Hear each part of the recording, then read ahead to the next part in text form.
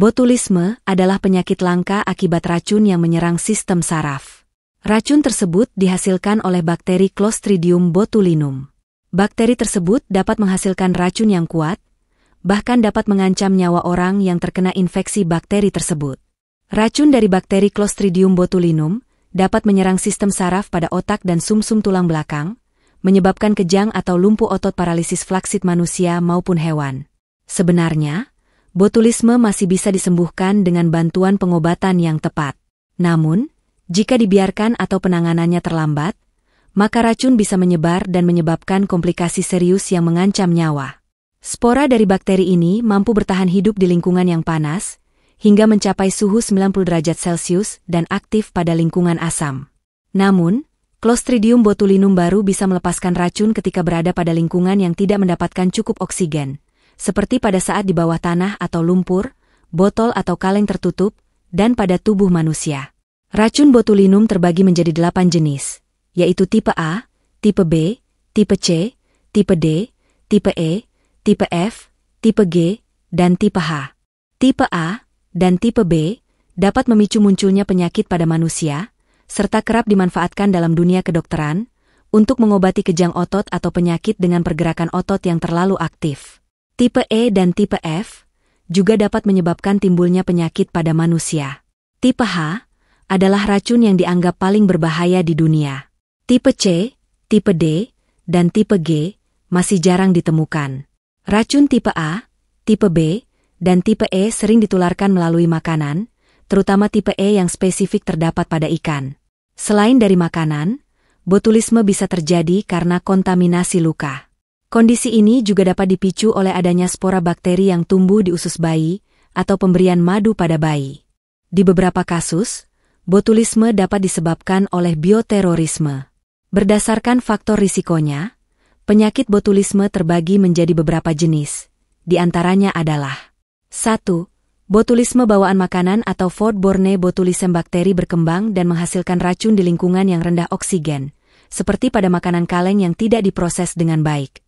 2. Botulisme luka atau wound botulism bakteri, masuk melalui luka dan menyebabkan infeksi berbahaya.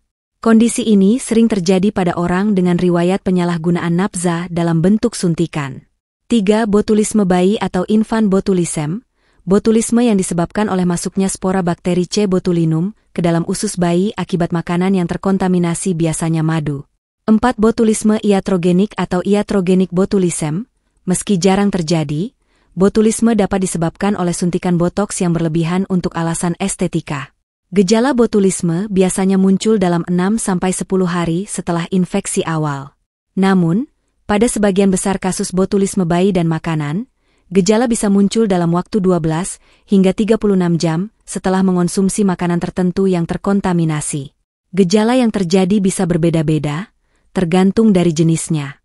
Adapun gejala botulisme bayi adalah menangis lemah, kelelahan, sembelit hal yang paling umum terjadi, tidak bisa menyusu, gelisah, kelopak mata melemah, keluar air liur berlebih, lemah otot, dan kelumpuhan.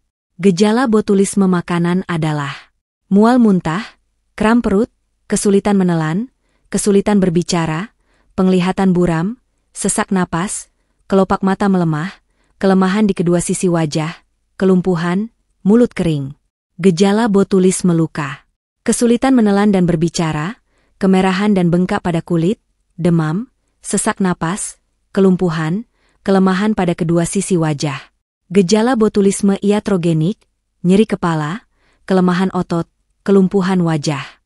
Sebelum menegakkan diagnosis, dokter akan melakukan anamnesis atau wawancara medis terkait gejala yang muncul, serta makanan yang dikonsumsi dan riwayat kesehatan sebelumnya. Kemudian, dilanjutkan dengan pemeriksaan fisik untuk mendeteksi tanda-tanda kelumpuhan ataupun luka pada tubuh pasien. Adapun beberapa pemeriksaan penunjang yang digunakan dokter untuk membantu menegakkan diagnosis botulisme adalah 1. Tes sampel darah, feses, atau muntah untuk mendeteksi racun dari bakteri C. botulinum. 2. Elektromiografi, untuk memeriksa fungsi otot dan saraf. 3. CT scan atau MRI kepala, untuk menyampingkan kemungkinan gejala diakibatkan oleh gangguan kesehatan lain, misalnya stroke. 4. Pemeriksaan cairan cerebrospinal, untuk memastikan adanya infeksi atau cedera pada otak dan sumsum tulang belakang. Adapun cara pengobatan utama pada botulisme adalah pemberian antitoksin dengan tujuan mencegah racun berikatan dengan saraf dan menyebabkan kerusakan saraf, serta untuk menurunkan risiko komplikasi. Sayangnya, pengobatan antitoksin tidak dapat melepaskan racun yang sudah berikatan dengan saraf. Kemudian, dokter akan melakukan tindakan lebih lanjut yang disesuaikan dengan jenis-jenis botulisme. Umumnya, pasien botulisme makanan akan diberikan resep obat untuk merangsang pasien memuntahkan makanan dan obat pencahar untuk mengeluarkan racun dari sistem pencernaan. Sedangkan pada botulisme luka, biasanya dokter akan melakukan operasi untuk mengangkat jaringan yang terinfeksi dan memberi obat antibiotik setelahnya. Sementara itu, pasien yang mempunyai gejala lain juga bisa mendapatkan penanganan berupa alat bantu pernapasan, diberikan jika pasien mengalami sesak napas akibat melemahnya otot-otot pernapasan. Pemasangan selang makanan, diberikan pada pasien dengan gangguan menelan agar pasien tidak kekurangan nutrisi. Terapi rehabilitasi ditujukan pada pasien dengan kondisi yang sudah stabil untuk membantu memulihkan gangguan bicara, menelan, atau fungsi tubuh lainnya. Komplikasi botulisme. Mengingat bahwa botulisme adalah kondisi yang memengaruhi otot-otot tubuh, maka ada berbagai risiko komplikasi yang bisa terjadi. Beberapa komplikasi akibat botulisme adalah sebagai berikut. Kesulitan menelan, kelemahan otot dalam jangka panjang, kesulitan berbicara, kelelahan, dan gangguan sistem pernapasan. Komplikasi yang paling berbahaya akibat botulisme adalah sesak napas. Kondisi ini merupakan penyebab utama kematian pada kasus botulisme. Pencegahan botulisme. Beberapa upaya yang bisa dilakukan untuk mencegah terjadinya botulisme adalah sebagai berikut. Memasak makanan hingga matang, hindari mengonsumsi makanan yang diawetkan atau yang sudah basi, masukkan sisa makanan kaleng yang sudah dibuka ke dalam kulkas, hindari mengonsumsi makanan dari kaleng atau kemasan yang rusak, membersihkan luka dengan benar untuk mencegah infeksi, tidak menyalahgunakan nafza. Hindari pemberian madu atau sirup jagung pada anak di bawah usia 1 tahun.